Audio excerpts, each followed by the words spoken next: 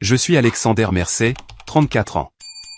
Et à 6 heures ce matin, un shérif adjoint m'a remis un avis d'expulsion pour une maison que je possède entièrement. Avant de vous raconter comment j'ai fini par regarder mes propres parents se faire arrêter dans une salle d'audience moins de 48 heures plus tard, dites-moi d'où vous regardez dans les commentaires. Je veux vraiment savoir qui est avec moi sur ce coup-là. Les coups ont commencé avant même que mon cerveau n'enregistre que j'étais réveillé. Ce n'était pas un coup poli. C'était le genre de bruit sourd et métallique qui vibre à travers la charpente de la maison et directement dans vos os. Ça ressemblait à l'autorité. Ça ressemblait à des ennuis. Je me suis assis en sursaut dans mon lit. Mon cœur battait déjà la chamade, martelant contre mes côtes. Pendant une seconde, juste une fraction de seconde, je ne savais pas quel jour on était. J'ai regardé l'horloge numérique sur ma table de chevet. Les chiffres rouges brûlaient. 6h02. La lumière du matin était à peine grise, filtrant à travers les stores en fines rayures poussiéreuses. Ma gorge était épaisse, comme si j'avais avalé une poignée de coton. J'ai jeté les couvertures, balançant mes jambes hors du lit. Le plancher était froid sous mes pieds nus. J'ai attrapé un sweatshirt sur la chaise, je l'ai enfilé et je suis sorti dans le couloir. Je me suis retrouvé à marcher prudemment, évitant l'endroit qui grince sur la 3e marche par habitude, comme si la maison elle-même retenait son souffle. Les coups sont revenus, plus forts cette fois, impatients. Bureau du shérif, ouvrez la porte. Une voix masculine, lourde, autoritaire. Mes mains sont devenues froides instantanément. C'est un type de froid spécifique qui commence au bout des doigts et remonte directement jusqu'au coude. Je ne me suis pas précipité. Je n'ai pas hésité. J'ai bougé comme on bouge quand on travaille dans l'architecture de haute sécurité comme je le fais. La panique vous rend négligent. La négligence vous blesse. La négligence devient une histoire que les autres racontent à votre sujet à vos funérailles. J'ai allumé la lumière du porche et j'ai regardé par le Judas. L'objectif fiché déformait l'image. Mais l'uniforme était inconfondable. Un shérif adjoint se tenait sur mon perron. C'était un grand gars, épaules larges, remplissant un uniforme beige avec un gilet noir. Sa main reposait sur sa ceinture près de sa hanche, mais pas sur son arme. Dans son autre main, il tenait un presse-papier empilé de documents. Derrière lui, sa voiture de patrouille était garée au bord du trottoir. Pas de sirène, lumières éteintes. Il avait décidé de ne pas réveiller toute la rue, ce qui était une petite miséricorde, je suppose. Puis j'ai vu au-delà de la voiture de patrouille. De l'autre côté de la rue, à moitié dans l'ombre du chêne des voisins, il y avait des spectateurs. Ce n'étaient pas les voisins. C'était une berline argentée que j'ai reconnue instantanément. Et debout à côté se trouvaient 3 personnes qui étaient censées être ma famille. Ma mère, Diane, se tenait les bras croisés serrés sur sa poitrine. Elle portait son visage de mère inquiète, mais sa posture était rigide, dans l'attente. Mon père, Marc, avait les mains enfouies profondément dans les poches de son manteau, fixant ma porte d'entrée avec un regard que je connaissais bien. C'était le regard d'un homme attendant qu'une transaction soit validée. Et puis il y avait Caleb, mon frère cadet, l'enfant chéri. Il s'appuyait contre l'aile d'une Porsche 911 flambant neuve. Une voiture que je savais qu'il ne pouvait pas se permettre avec son salaire.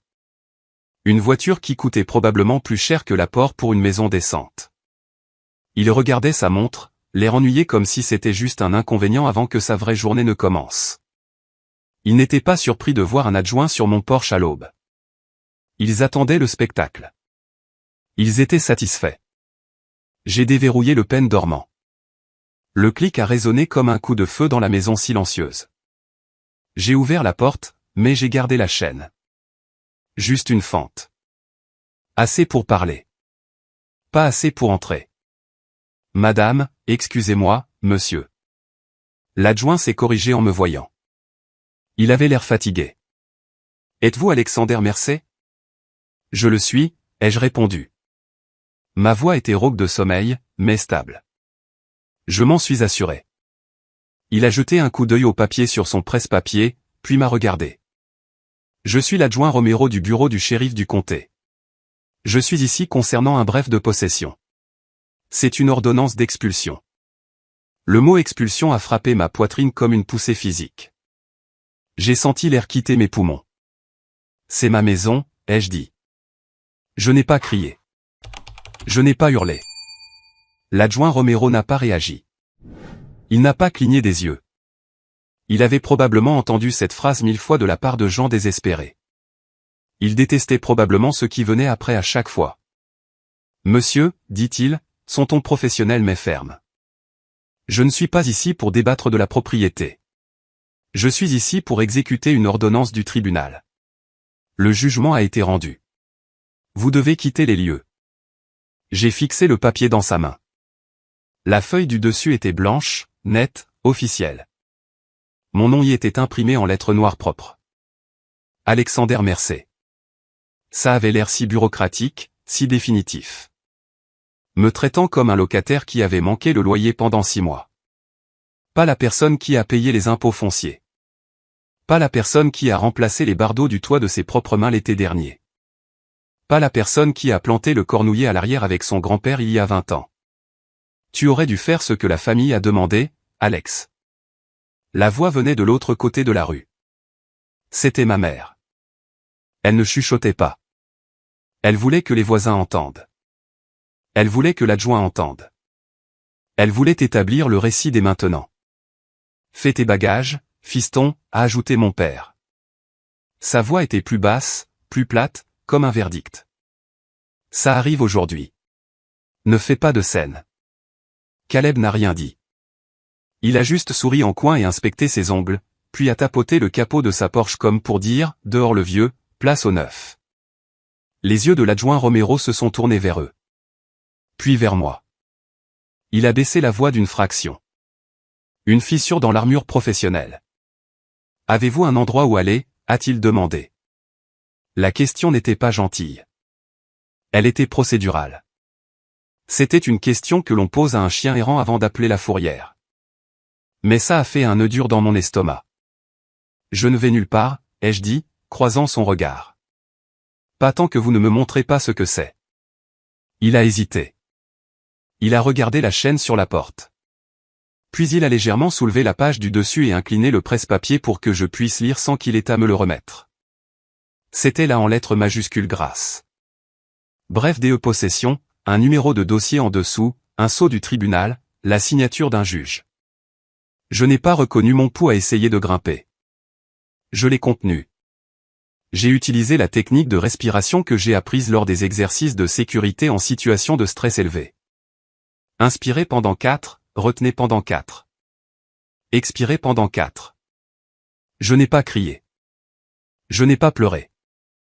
Je n'ai pas demandé à mes parents pourquoi parce que je connaissais déjà la réponse. Ils n'avaient pas besoin d'une raison qui avait du sens pour moi. Ils avaient seulement besoin d'une raison qui semblait acceptable pour des étrangers. Ils avaient besoin d'argent. Caleb avait toujours besoin d'argent. Et ma maison, l'héritage de mon grand-père, n'était pour eux qu'un tas de capitaux propres. J'ai pointé la ligne près du haut du document. Qui a déposé ça? Le regard de l'adjoint Romero a suivi mon doigt. Il a hésité juste assez longtemps pour me dire que la réponse importait. Monsieur, dit-il prudemment. Le plaignant dans cette affaire est. Il s'est arrêté au milieu de sa phrase. Il a regardé à nouveau les papiers, plissant les yeux dans la lumière tamisée du porche. Puis il m'a regardé à nouveau, et son visage a changé. Ce n'était pas un choc. Ce n'était pas de la pitié. C'était de la reconnaissance. C'était le regard d'un homme qui venait de réaliser que le méchant se tenait bien en vue. Il s'est raclé la gorge une fois. Cela a été déposé par Marquard Mercé et Diane Mercé. Mes parents. J'ai regardé au-delà de l'adjoint, droit vers eux. Mes parents n'ont même pas fait semblant d'être embarrassés. Le menton de ma mère s'est levé comme si elle était fière que la ligne soit lue à haute voix. Elle a lissé son gilet, jouant le rôle de la matriarche souffrant depuis longtemps obtenant enfin ce qu'elle voulait. J'ai senti quelque chose se figer en moi. Une immobilité propre, froide. C'était la mort de l'espoir, la mort de cette minuscule partie enfantine de moi qui voulait encore qu'ils soient des gens décents. Parce que si le plaignant était mes parents, cela signifiait qu'ils ne m'avaient pas seulement menacé. Ils ne m'avaient pas seulement harcelé à Thanksgiving ou fait culpabiliser au téléphone. Ils étaient allés dans un tribunal. Ils avaient prêté serment. Ils s'étaient transformés en le côté raisonnable de l'histoire. Et s'il y avait un bref, cela signifiait qu'ils avaient déjà obtenu un jugement sans moi. J'ai gardé ma voix égale. Quand cette affaire a-t-elle été déposée? L'adjoint Romero a vérifié la page à nouveau.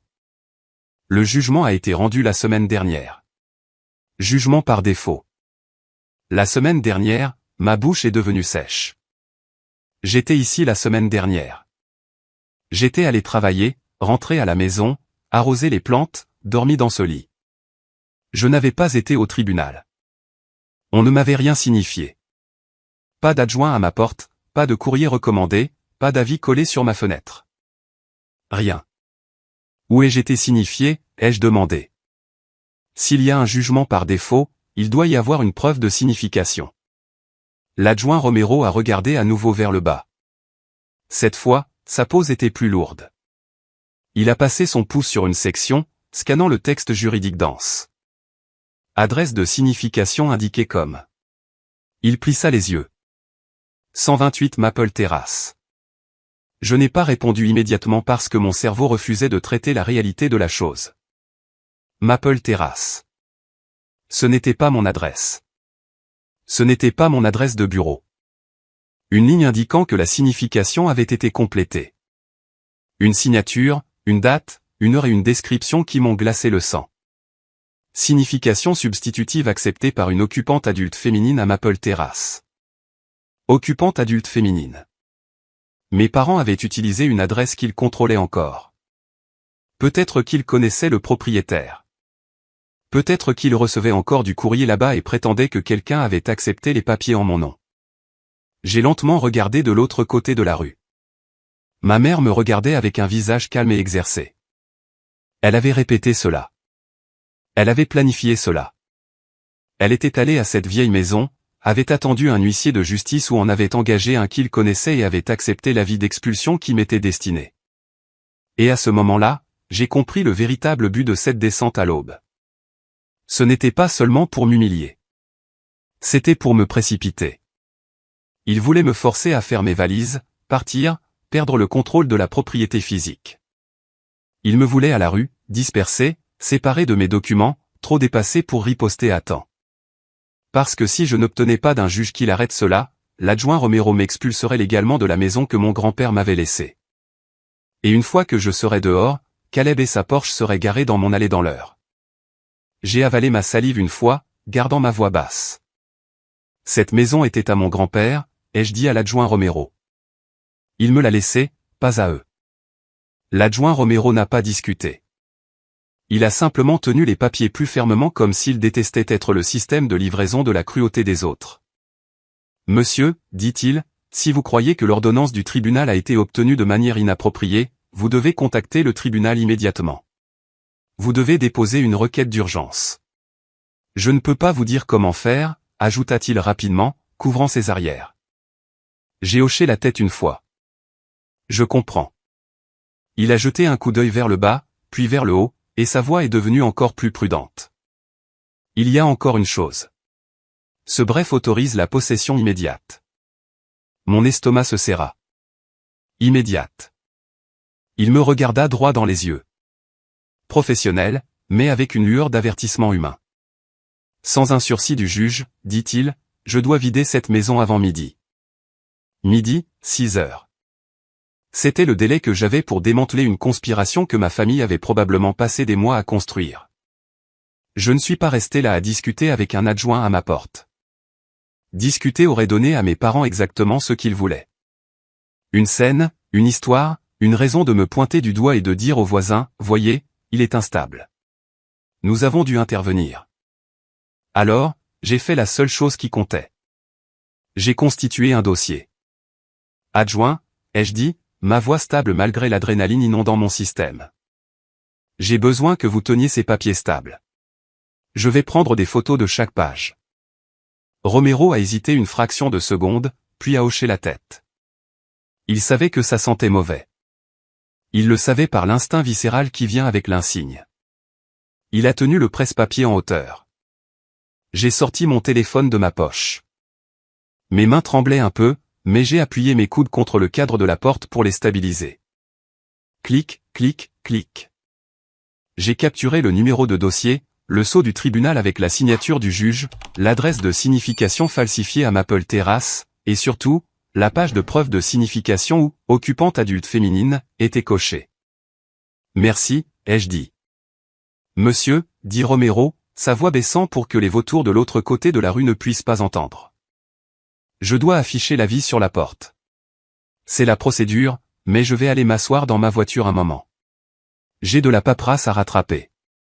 Vous avez jusqu'à midi. » Il me donnait de l'espace pour respirer. Il me donnait une longueur d'avance. J'apprécie cela, ai-je dit. Je suis rentré à l'intérieur et j'ai fermé la porte. J'ai glissé le pêne dormant en place, sachant que ce n'était plus qu'une barrière psychologique maintenant. La loi était déjà à l'intérieur de la maison. Par la fenêtre, j'ai regardé Romero retourner à sa voiture de patrouille. J'ai vu mon père lui faire signe, demandant probablement pourquoi je n'étais pas encore traîné dehors menotté. Romero l'a ignoré, est monté dans sa voiture et a commencé à taper sur son ordinateur portable. Ma mère avait l'air déçue. Caleb avait l'air ennuyé à nouveau, vérifiant son téléphone, cherchant probablement des acheteurs pour ma maison. Je me suis détourné de la fenêtre et j'ai appuyé mon dos contre le mur, glissant vers le bas jusqu'à toucher le sol.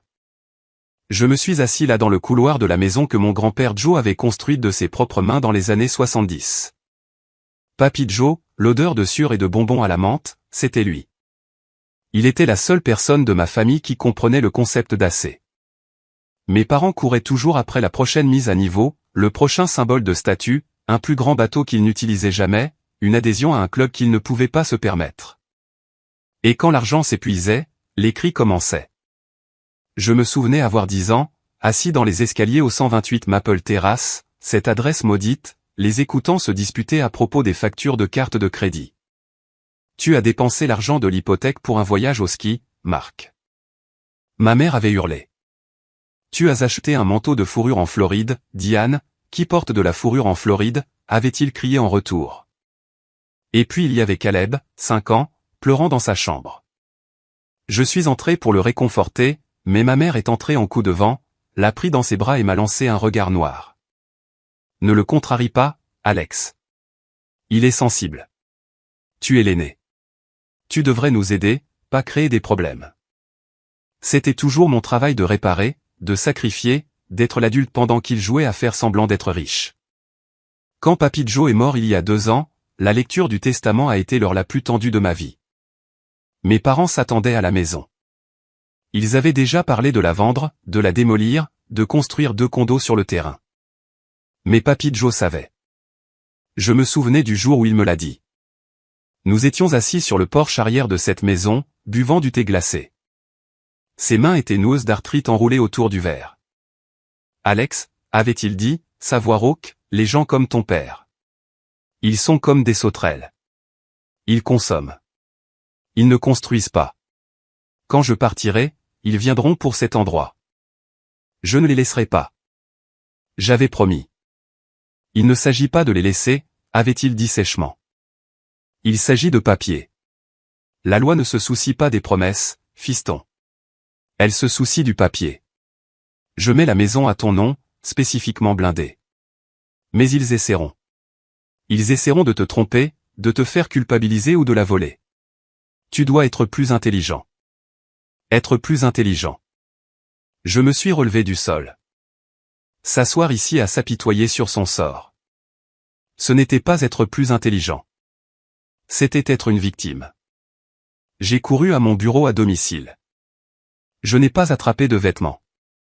Je n'ai pas fait de sac. Je suis allé directement au coffre-fort ignifugé boulonné au sol du placard. Mes mains ont volé sur le clavier. Bip bip bip.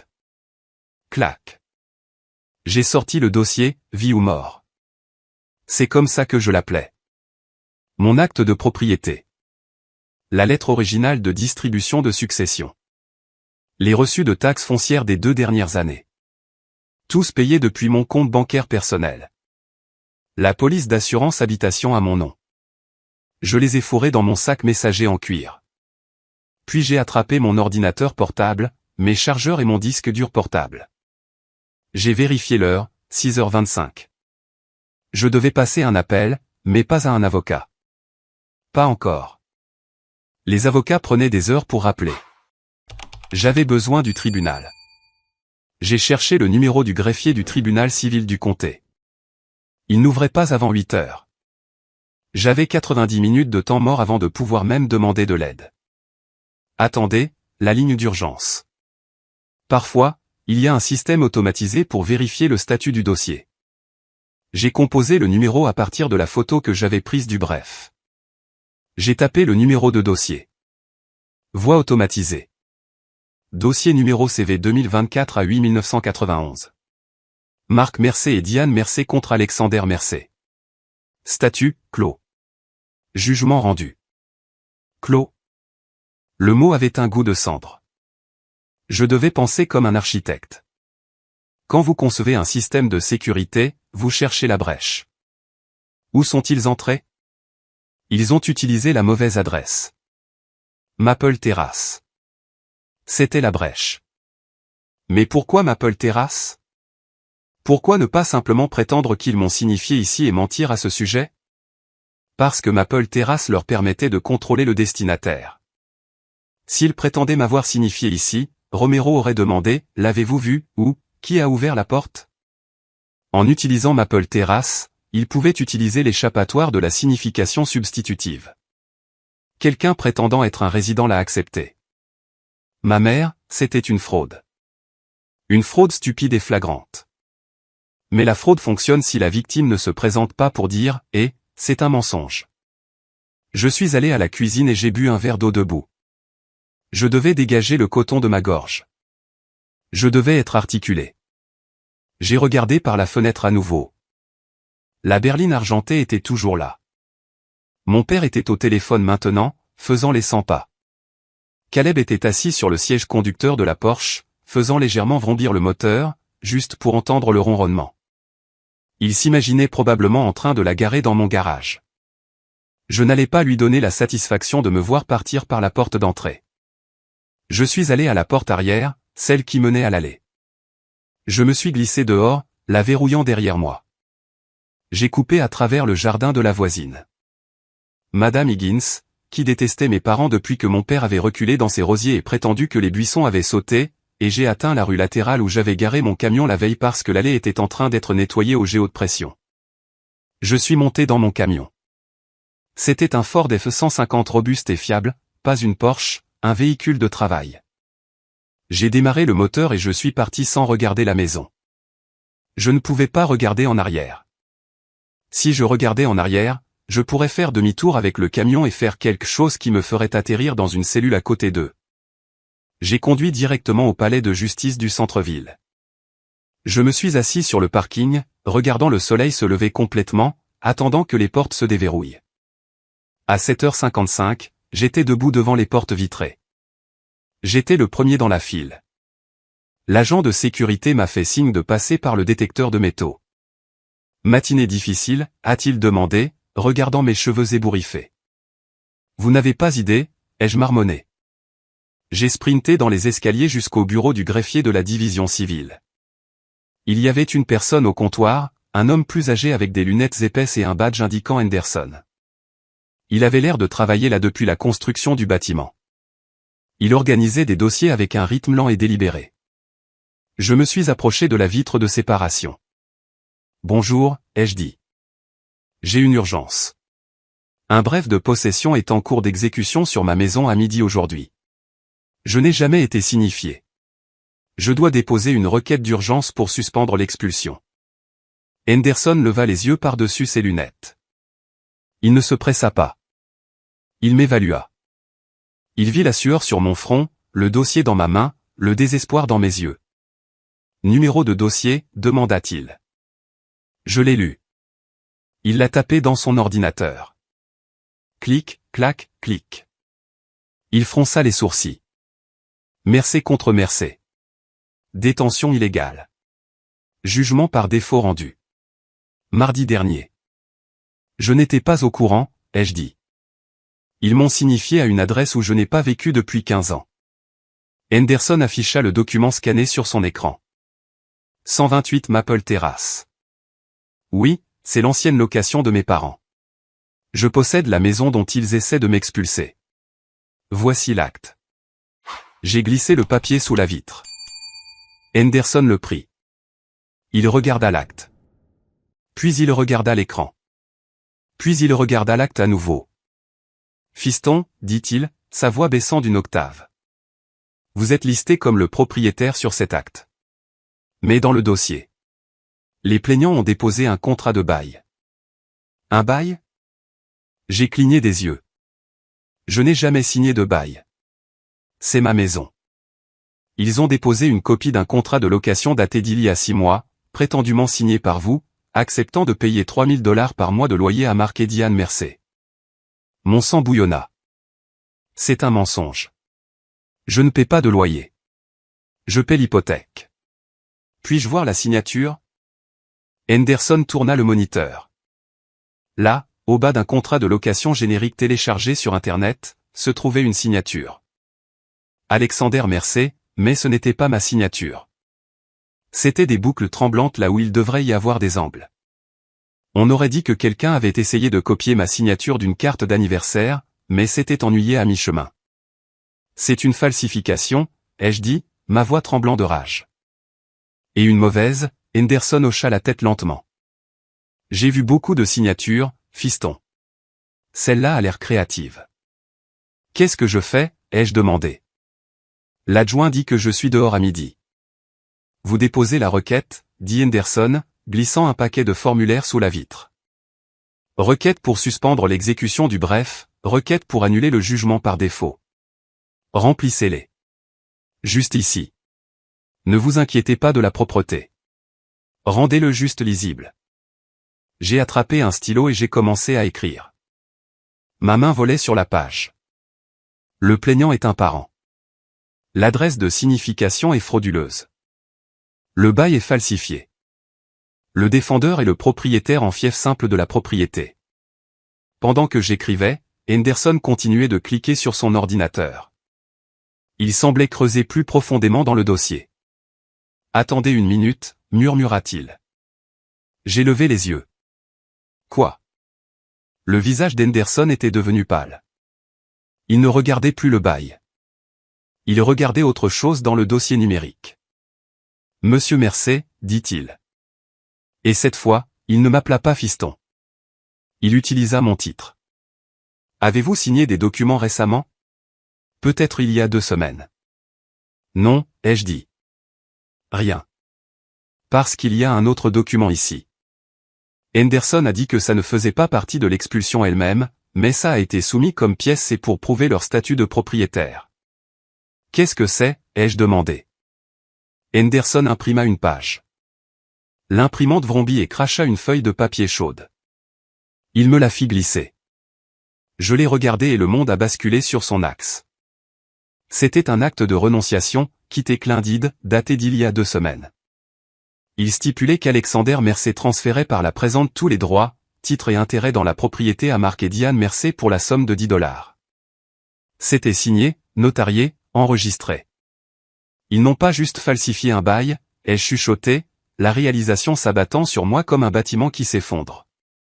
Ils ont volé la maison. Ils ont littéralement volé le titre. Henderson me regarda avec un mélange de pitié et d'alarme professionnelle. Si cela est enregistré, Monsieur Mersey, ce n'est plus seulement une affaire d'expulsion. C'est un crime. Crime? Le mot flottait dans l'air entre nous. Lourd et dangereux. Mes parents n'avaient pas juste joué un tour pendable pour me mettre dehors pendant quelques mois. Ils avaient orchestré un vol à grande échelle de mon héritage. Ils avaient transféré le titre. Aux yeux du bureau d'enregistrement du comté, je ne possédais plus la maison de mon grand-père. Mark et Diane Mersey la possédaient. Qui a notarié ça? Ai-je demandé, mon doigt planant sur le document. Un acte n'est pas valide sans le sceau d'un notaire. Quelqu'un devait tamponner ce mensonge pour le rendre réel. J'ai regardé le bas de la page. Le tampon était flou mais lisible. Carla Mandé, numéro de commission 8 842 931. Carla, ai-je sifflé. Vous la connaissez? Demanda Henderson. C'est la meilleure amie de ma mère, ai-je dit, elle joue au bridge ensemble tous les mardis. Elle est venue à mes fêtes d'anniversaire. Elle m'a donné une carte cadeau pour ma remise de diplôme. Eh bien, dit sèchement Henderson, on dirait qu'elle a donné à vos parents un cadeau beaucoup plus gros cette fois. J'ai regardé la date sur le tampon du notaire. Le 13.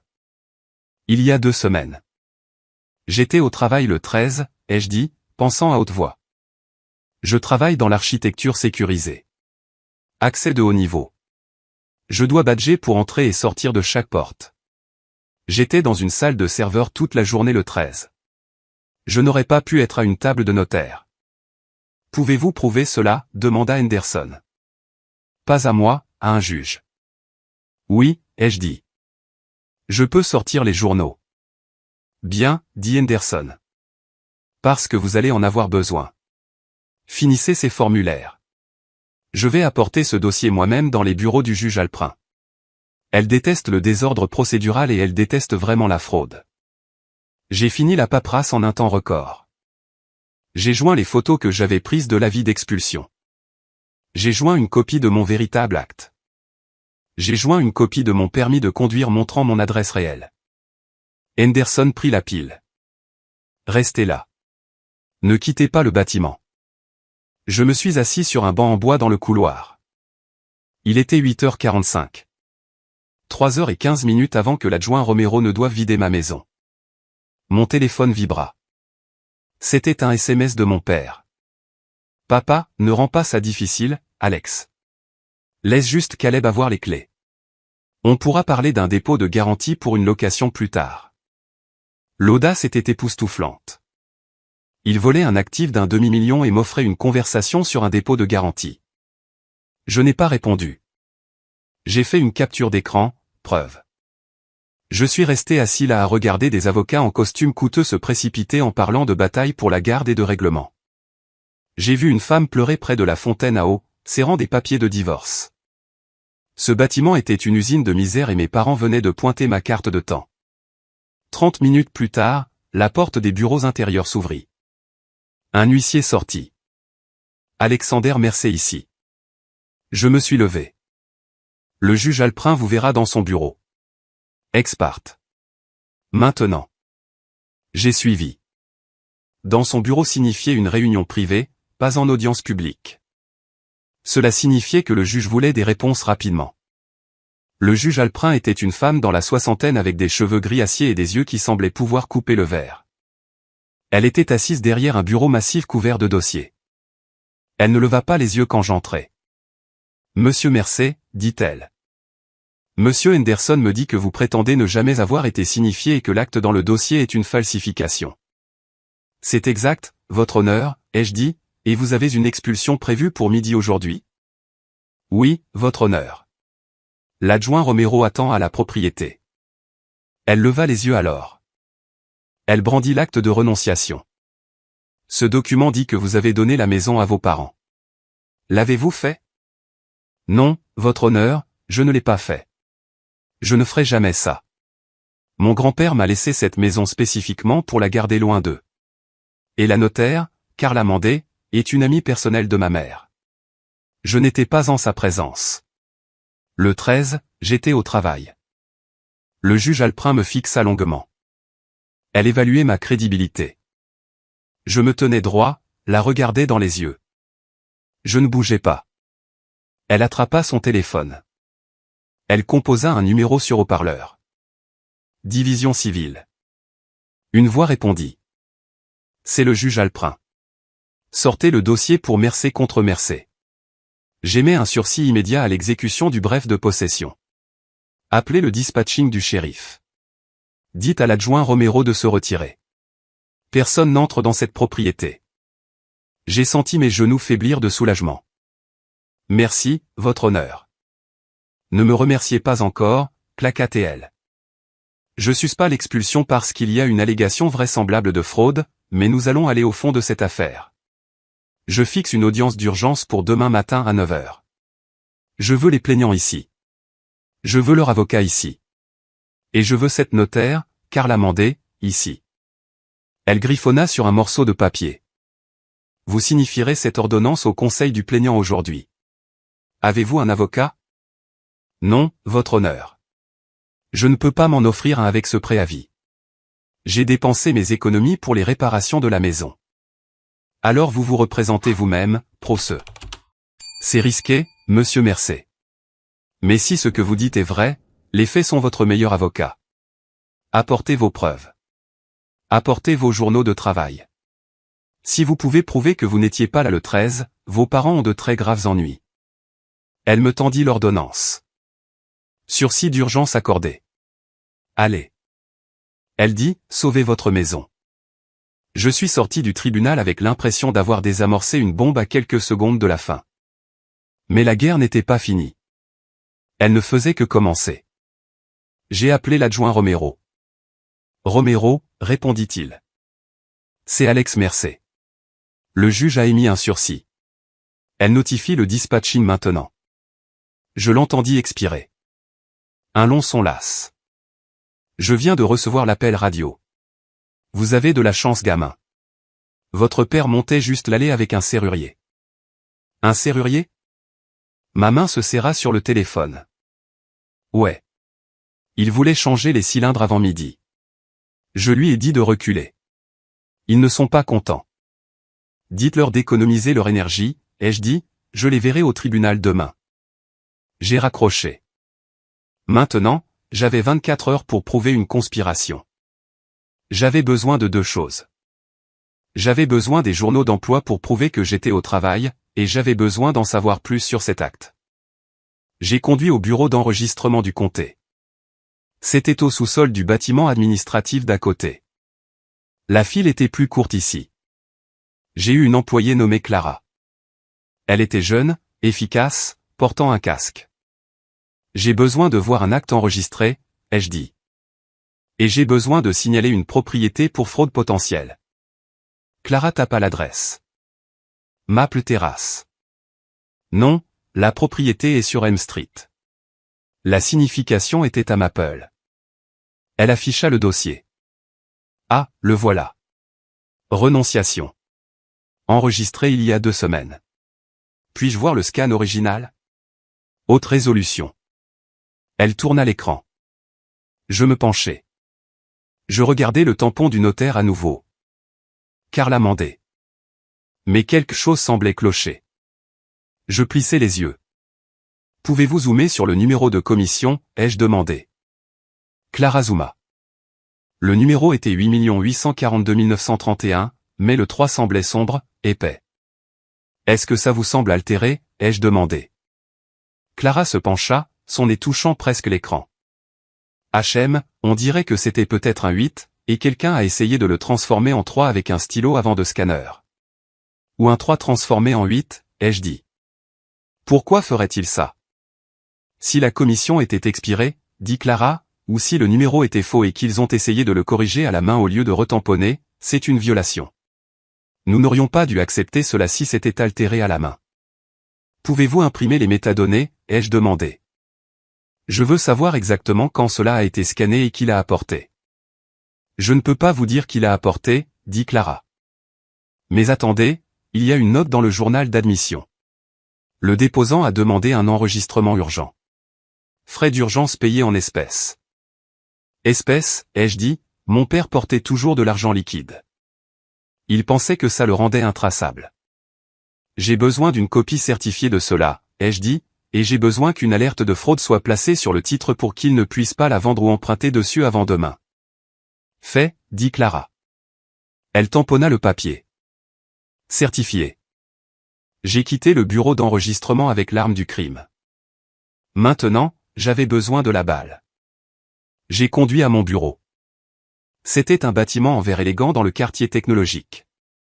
Je travaillais pour Sentinel Systems, une entreprise qui concevait la sécurité physique et numérique pour les banques et les bâtiments gouvernementaux. Je suis entré, montrant mon badge. L'ironie ne m'échappait pas. Je sécurisais des forteresses pour gagner ma vie, et j'avais laissé tomber mes propres portes. Je suis allé directement voir Sarah, la responsable de la sécurité interne. C'était une femme dure qui gérait les journaux des serveurs. Alex, demanda-t-elle, regardant mon jean et mon sweatshirt. Tu n'es pas sur le planning aujourd'hui. J'ai besoin d'une faveur, Sarah. Une grosse. Vie ou mort? Elle vit mon visage. Elle arrêta de taper. De quoi as-tu besoin? J'ai besoin de mes journaux d'accès pour le 13 de ce mois. Passage de badge, horodatage du garage, et si tu l'as, des images vidéo de la salle des serveurs. Le 13, c'est il y a 2 semaines. Nous gardons la vidéo pendant 30 jours. Les journaux pour toujours, elle tapa rapidement. Merci Alexander. Date 13. L'écran se remplit de données. 7h45 entrée garage. Reconnaissance plaque immatriculation F150. 7h52 passage badge tourniquet hall. 8h salle serveur scan biométrique rétine. 12h15 salle de pause passage badge. 12h45 salle serveur scan biométrique. 18h10 sortie garage. J'étais ici, ai-je dit, pointant l'entrée de 12h15. J'étais dans la salle de pause à midi. Ouais, tu y étais, dit Sarah. Et voici la vidéo. Elle cliqua sur un fichier. Sur l'écran, granuleux mais clair, c'était moi debout dans la salle de pause, réchauffant un récipient Tupperware de lasagne, parlant à un collègue. Peux-tu exporter ça, ai-je demandé, certifié avec l'horodatage gravé dessus. Bien sûr, dit Sarah. C'est pourquoi? Tu as des ennuis? Non, ai-je dit, regardant la vidéo de moi mangeant mon déjeuner pendant qu'à des kilomètres de là, ma mère falsifiait ma signature. Je n'ai pas d'ennui, mais quelqu'un d'autre est sur le point d'en avoir. Je suis sorti de mon bureau avec une clé USB et une pile de journaux certifiés. Ça semblait plus lourd que ça en avait l'air. Ça ressemblait à une arme. Il était 14 heures. J'avais l'ordonnance de sursis. J'avais la preuve que l'acte était faux. J'avais la preuve que la signification était fausse. Mais j'avais besoin d'une chose de plus. J'avais besoin de les regarder dans les yeux. Je suis retourné chez moi. La berline argentée était partie. La Porsche de Caleb était partie. La rue était calme. L'adjoint Romero avait laissé un autocollant orange fluo sur ma porte. L'avis du sursis. J'ai déverrouillé la porte et je suis entré. La maison sentait le renfermé, comme le stress et le vieux café. J'ai parcouru les pièces, vérifiant les dommages. Il n'était pas entré. Les serrures étaient toujours les miennes. Je suis allé à la cuisine et j'ai fait une cafetière de café. J'avais besoin de caféine. Ma tête martelait. Puis mon téléphone a sonné. Ce n'étaient pas mes parents. C'était un numéro que je ne reconnaissais pas. Bonjour, monsieur Mercé. Une voix douce et huileuse. C'est Laurent Spike. Je représente vos parents. Laurent Spike, l'avocat de centre commercial que mon père utilisait pour ses procès frivoles. Le gars qui l'avait aidé à poursuivre un pressing pour avoir ruiné une chemise qui était déjà tachée. Qu'est-ce que vous voulez, Pike, ai-je demandé.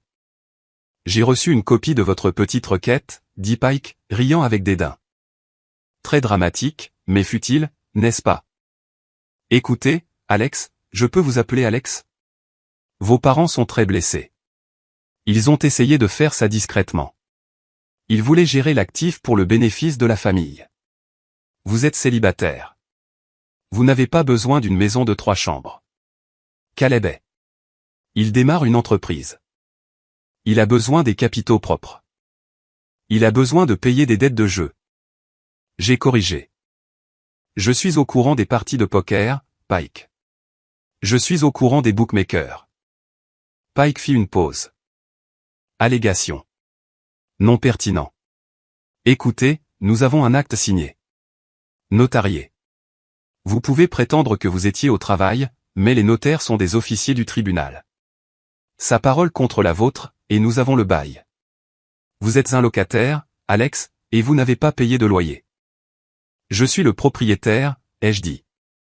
Et demain, je vais le prouver. Si vous allez au tribunal demain, la voix de Pike baissa, perdant le charme huileux. Nous déposerons une demande pour les loyers impayés. Nous saisirons votre salaire. Nous ruinerons votre crédit à un point tel que vous ne pourrez pas acheter un vélo, encore moins une maison. Abandonnez la requête. Déménagez. Nous vous donnerons 5 000 $ en espèces pour votre peine. 5 000 $. J'ai ri. C'était un son froid et sec. La maison vaut 600 000. Allez au diable, Pike. J'ai raccroché. 30 minutes plus tard, la sonnette a retenti. J'ai vérifié la caméra que j'avais installée l'année dernière, une caméra de sonnette haute définition qui téléchargeait directement sur le cloud. C'était eux. Maman, papa, Caleb, ils étaient de retour. J'ai marché jusqu'à la porte, mais je ne l'ai pas ouverte. J'ai parlé à travers le bois lourd. Allez-vous-en, Alex. La voix de ma mère était perçante. Ouvre cette porte. Nous devons parler. Tu nous embarrasses. Je vous embarrasse, ai-je demandé. Vous avez envoyé un shérif pour me jeter à la rue à l'aube. C'est pour ton bien, a-t-elle crié. Tu es égoïste. Tu as toujours été égoïste. Papy Joe voulait que la maison soit pour tout le monde. Papy Joe me l'a laissée parce qu'il savait que vous la vendriez pour acheter un nouveau jouet à Caleb. J'ai crié en retour. Et, la voix de Caleb. Surveille ta bouche. Ouvre la porte, Alex. Signons juste quelques papiers et réglons ça. Papa dit que tu peux vivre au sous-sol si tu signes à nouveau la renonciation juste pour, tu sais, éclaircir la confusion. Vivre au sous-sol? J'ai senti le sang battre dans mes oreilles. De ma propre maison? Ce n'est pas ta maison, a rugi mon père. Il semblait ivre ou juste furieux. C'est une propriété familiale. Je suis le patriarche. Je décide. Tu es un voleur, Marc, ai-je dit, et demain, le juge va te dire la même chose. Si tu te montres demain, dit Caleb, sa voix baissant, se pressant près de la porte. Tu vas le regretter. Je connais des gens, Alex. Je sais où tu travailles. J'ai tenu mon téléphone en l'air, enregistrant l'audio. Est-ce que tu me menaces, Caleb? Je dis juste. Caleb siffla. Les accidents arrivent. Les systèmes plantent, les gens se font virer. Dégage de mon Porsche, ai-je dit. Ou je rappelle l'adjoint Romero. Et cette fois, il t'emmènera. Il y eut un silence. Puis j'entendis ma mère sangloter, un faux sanglot théâtral. Il nous déteste, Marc. Notre propre fils nous déteste. Allons-y, grogna mon père. On l'écrasera au tribunal. Pike dit que l'acte est solide. J'entendis des pas s'éloigner. J'entendis la portière de la voiture claquer. J'entendis le moteur de la Porsche rugir, un son de pure arrogance. Je restai là dans le couloir, tremblant, pas de peur, de rage. Ils étaient prêts à me détruire. Ils étaient prêts à me rendre sans abri. Ils étaient prêts à menacer ma carrière. Tout ça pour de l'argent, tout ça pour Caleb. J'ai regardé le dossier, vie ou mort, sur la table. J'avais les journaux. J'avais l'acte, mais je devais briser le maillon faible. Carla Mandé. Je ne l'ai pas appelé. Ce serait de la subornation de témoin, mais je l'ai cherché. J'ai cherché son dossier de notaire en ligne. Elle était notaire depuis 10 ans. Pas de plainte. Dossier vierge. C'était une dame gentille qui faisait de mauvais choix d'amis. Pourquoi l'a-t-elle fait? Argent? Pression. Je me suis souvenu de quelque chose. Noël dernier, Carla s'était plainte des factures médicales de son mari, du coût de l'insuline, de la lutte. Mes parents ne lui ont pas juste demandé une faveur. Ils l'ont probablement payé ou promis de la payer une fois la maison vendue. Si c'était vrai, s'il y avait une transaction financière, c'était une conspiration. J'ai passé le reste de la nuit à me préparer. J'ai organisé mes pièces à conviction. Pièce A, le vrai acte. Pièce B, le faux acte. Pièce C, mes journaux de badge. Pièce D, la vidéo de moi à 12h15. Pièce E, la preuve de signification à la mauvaise adresse. Je n'ai pas dormi, je ne pouvais pas. Je me suis assis dans le salon en regardant le soleil se lever à nouveau. À 8 heures, je me suis douché, rasé et j'ai mis mon meilleur costume. C'était un costume gris anthracite que je réservais habituellement aux présentations clients. J'ai noué ma cravate avec une précision militaire. Je me suis regardé dans le miroir. J'avais l'air fatigué. J'avais l'air plus vieux que 34 ans, mais j'avais l'air prêt. Pour Papy Joe. J'ai chuchoté. J'ai attrapé ma mallette. J'ai vérifié la serrure de la porte d'entrée. J'ai conduit au tribunal. Le parking était plein. J'ai vu la Porsche. Elle était garée en double file, prenant 2 places. Bien sûr. Je suis entré dans le bâtiment. L'air était frais et sentait la cire à parquet et l'anxiété. Je suis allé à la salle d'audience 4B, la salle du juge Alprin. Mes parents étaient déjà là. Ils étaient assis à la table du plaignant avec Laurence Pike. Pike portait un costume bleu brillant et riait de quelque chose que mon père disait. Ma mère portait une robe beige discrète, l'air petite et fragile. Caleb était au dernier rang en train de mâcher du chewing-gum, regardant son téléphone. Quand je suis entré, les rires se sont arrêtés. Mon père m'a lancé un regard noir. Ma mère a détourné le regard. Pike m'a donné un sourire prédateur. Et puis je l'ai vue, Carla Mandé. Elle était assise au 2e rang derrière mes parents. Elle avait l'air terrifiée. Son visage était pâle, ses mains serraient un sac à main si fort que ses articulations étaient blanches. Elle ne regardait personne. Elle fixait ses chaussures. Elle était le maillon faible, et j'allais la briser. Levez-vous. La voix de l'huissier retentit. Nous nous sommes tous levés. Le juge Alprin entra dans la salle, sa robe noire flottant. Elle n'avait pas l'air fatiguée aujourd'hui. Elle ressemblait à un prédateur entrant sur son terrain de chasse. Elle s'assit. Asseyez-vous. Elle ouvrit le dossier. Dossier CV 2024 à 8 1991. Mercé contre Mercé. Audience d'urgence sur requête en annulation de défaut et requête en sursis. Elle regarda par-dessus ses lunettes de lecture vers la table du plaignant. Monsieur Pike, vous représentez les parents. Oui, votre honneur, dit Pike, se levant et boutonnant sa veste. Et nous sommes franchement choqués d'être ici. Nous avons un jugement valide. Nous avons un acte valide. Le défendeur souffre simplement de remords de vendeur. Ou peut-être d'une rupture mentale. Remords de vendeur, répéta le juge Alprin. Il prétend ne jamais l'avoir vendu. Nous avons un acte signé et notarié. Votre honneur, dit Pike, brandissant le document. Il est présumé valide en vertu de la loi. Le défendeur l'a signé le 13 de ce mois. Il a accepté de transférer le titre à ses parents pour régler des dettes familiales. Dettes familiales ? Je me suis levé. Je n'ai pas de dette familiale. Ils me doivent de l'argent. Monsieur Mercé, asseyez-vous, dit le juge Alprin. Mais sa voix n'était pas dure. Vous aurez votre tour. Elle se tourna vers Pike. Donc, votre position est qu'Alexander Mercé a comparu devant un notaire le 13 et a signé cet acte. Oui, votre honneur.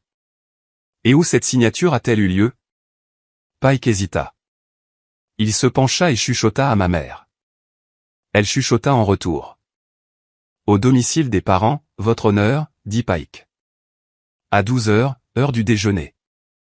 Je vois, dit le juge Alprin. Elle nota quelque chose. Puis elle me regarda.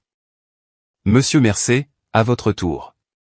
Où étiez-vous à 12 heures le 13? Je me suis levé. Mes mains étaient stables. Votre honneur, je travaille pour Sentinel System.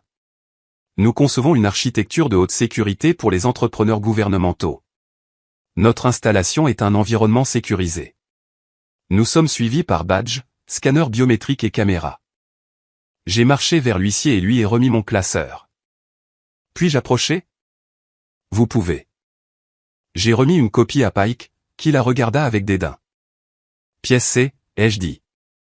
Ce sont des journaux d'accès certifiés du serveur de sécurité interne de mon employeur. Si vous regardez l'entrée du 13, vous verrez que j'ai badgé dans le parking à 7h45. Le juge Alprin tourna la page et je continuai, j'ai badgé dans la salle des serveurs, qui nécessite un scan de la rétine, à 8h. Je n'ai pas quitté le bâtiment avant 18h10. Pike sursauta. Objection. Ce sont des impressions d'ordinateur. Elles pourraient être fabriquées.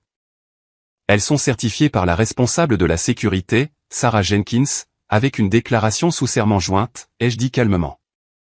Le juge Alprin regarda la déclaration sous serment. Rejeté. Continuez, monsieur Mercé. Maintenant, concernant spécifiquement l'heure de la prétendue signature, ai-je dit, monsieur Pike a déclaré que c'est arrivé à midi, heure du déjeuner. J'ai pointé l'onglet suivant. Pièce D. C'est un export image par image de la caméra de sécurité dans la salle de pause de Sentinel System. Horodatage 12h15 le 13. Le juge Alprin regarda la photo. C'était moi tenant une fourchette parlant à un collègue. C'est clairement moi, ai-je dit. Et ce n'est clairement pas la maison de mes parents. La salle d'audience était silencieuse. Même la climatisation semblait s'arrêter de ronronner. Le juge Alprin regarda la photo. Puis elle regarda l'acte. Puis elle regarda Pike. Monsieur Pike, dit-elle, sa voix tombant à un froid dangereux. Votre client prétend que le défendeur était chez eux à midi. Le défendeur a une preuve haute définition. Il était à 10 miles de là dans une installation sécurisée. Pike suait maintenant. Il desserra son col. Votre honneur, peut-être que l'heure était approximative. C'était peut-être plus tard dans la journée. Ou peut-être. Ou peut-être, dit le juge Alprin, cela ne s'est jamais produit. Elle tourna son regard vers le deuxième rang. Est-ce que Carla Mandé est dans la salle d'audience? Carla se leva lentement. Elle avait l'air de pouvoir s'évanouir. Oui, votre honneur. Venez à la barre. Apportez votre journal de notaire. Carla marcha vers la barre des témoins. Ses pas étaient lourds. Elle s'assit, serrant son journal noir. Jurez-vous de dire la vérité, demanda le greffier. Je le jure, chuchota TL. Le juge Alprin se pencha en avant. Madame Mandé, vous avez notarié cet acte. Oui. Avez-vous vu Alexander Mercé le signer? Les yeux de Carla se posèrent sur ma mère. Ma mère la fixait, les yeux écarquillés, suppliant, ne le fais pas. Ne dis rien. Mandé, dit le juge Alprin sèchement. Regardez-moi. Ne regardez pas les plaignants. Regardez-moi. Carla regarda le juge. Vous êtes titulaire d'une commission. Le juge dit, si vous me mentez maintenant, face aux images de sécurité, vous ne perdrez pas seulement votre commission. Je vous référerai au procureur pour parjure et fraude. Vous pourriez aller en prison. Comprenez-vous? Carla commença à pleurer, des sanglots silencieux et tremblants. Maintenant, dit le juge doucement mais fermement. Alexander Mercé a-t-il signé cet acte devant vous? Carla prit une inspiration. Elle regarda le journal. Elle me regarda. Non, sanglota TL. Un halètement traversa la salle. Ma mère laissa échapper un cri aigu. Pike s'effondra sur sa chaise. Il n'était pas là. Carla dit, les mots tombant maintenant. Diane. Diane m'a apporté l'acte. Il était déjà signé. Elle a dit qu'Alex l'avait signé plus tôt mais avait dû retourner travailler. Elle m'a demandé de le tamponner comme une faveur. Elle a dit qu'ils essayaient juste de l'aider à gérer son argent. Elle a dit qu'il était d'accord. Donc, vous avez notarié une signature dont vous n'avez pas été témoin, demanda le juge Alprin. Oui. Je suis désolé. Je suis tellement désolé. Et la date, demanda le juge Alprin. Le 13. Diane m'a dit de l'antidater. Carla avoua. Elle me l'a apporté il y a 3 jours, mais elle a dit qu'il devait être daté du 13 pour correspondre. Quelque chose à propos des impôts. Je ne savais pas. Il y a 3 jours, ai-je dit à haute voix, après qu'ils ont déposé l'expulsion. Le juge Alprin se recula. Elle regarda mes parents. L'expression sur son visage était celle d'un pur dégoût. Marc et Diane Mercé. Levez-vous. Mes parents se levèrent. Mon père avait l'air dégonflé, le visage rouge. Ma mère tremblait, des larmes coulant sur son visage.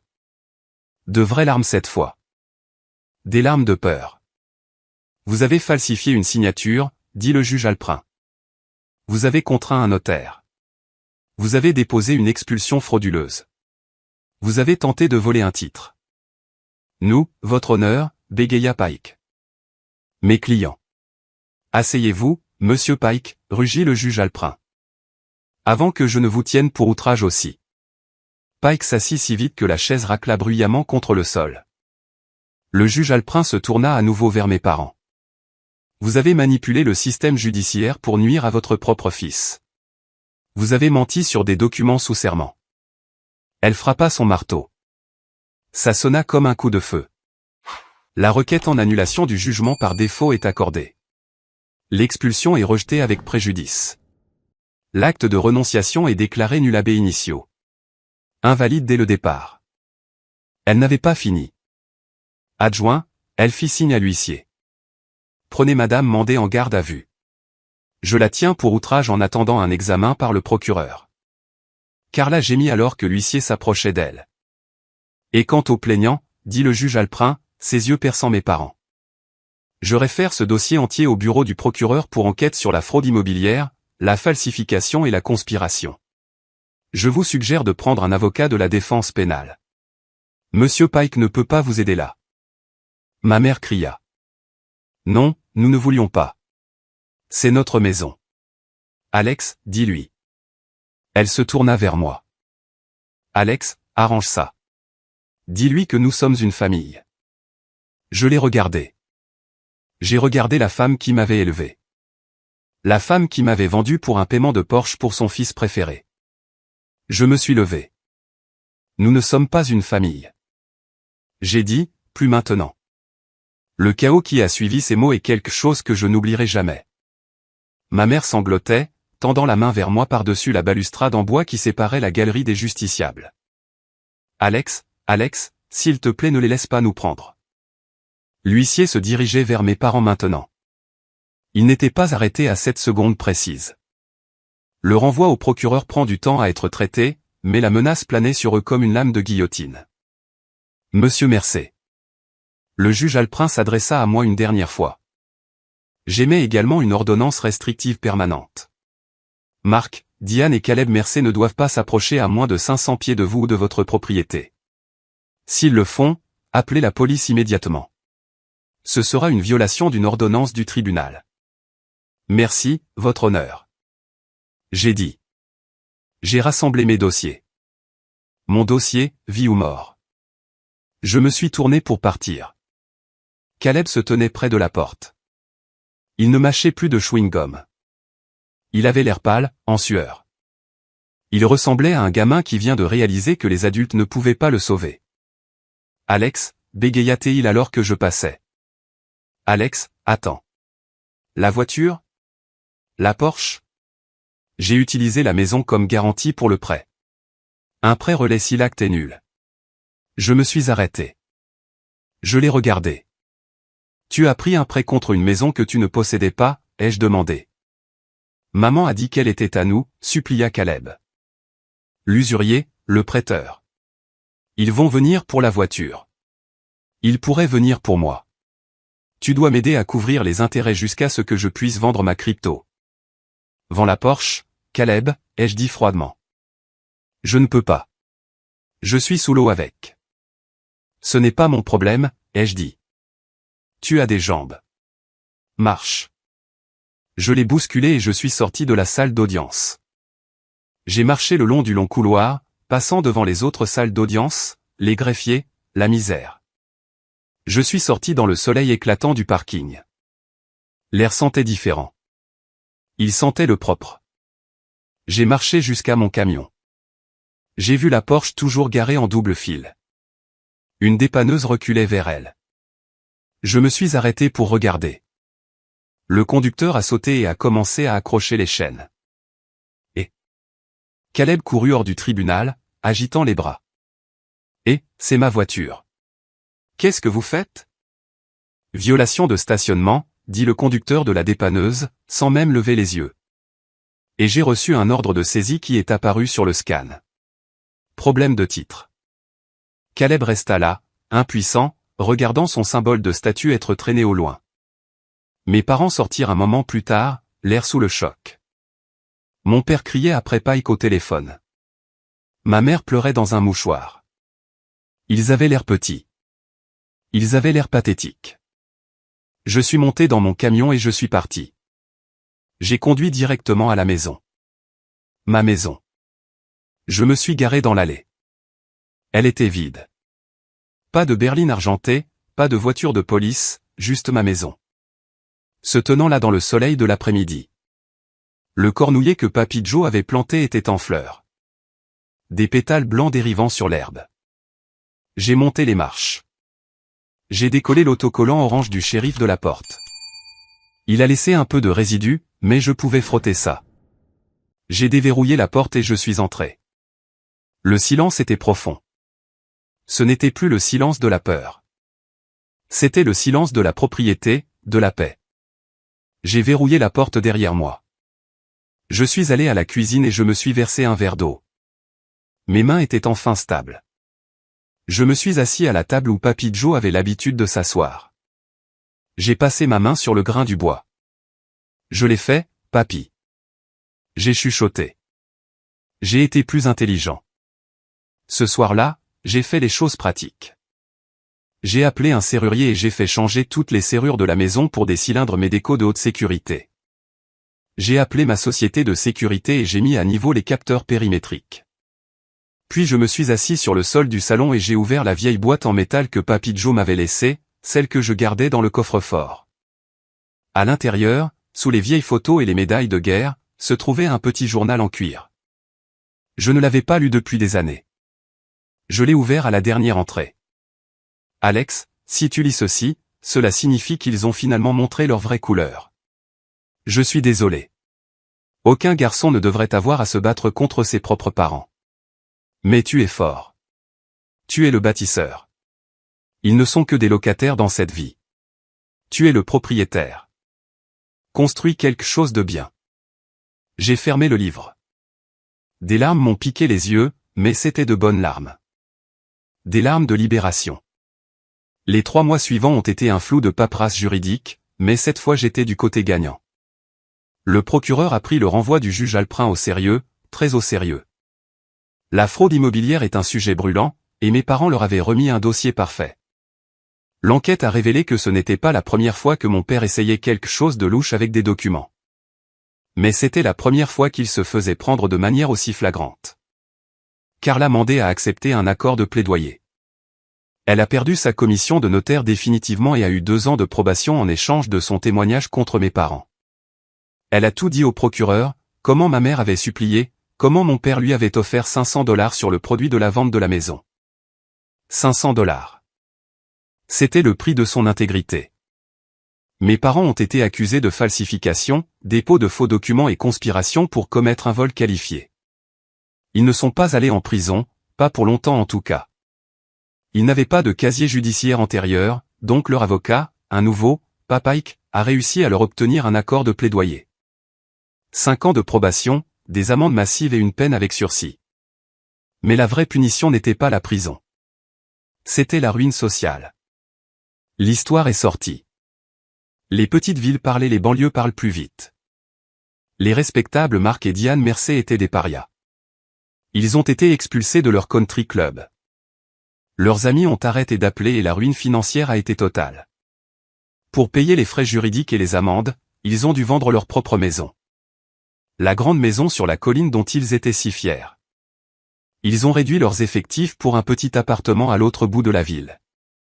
Quant à Caleb, l'enfant chéri s'est écrasé durement.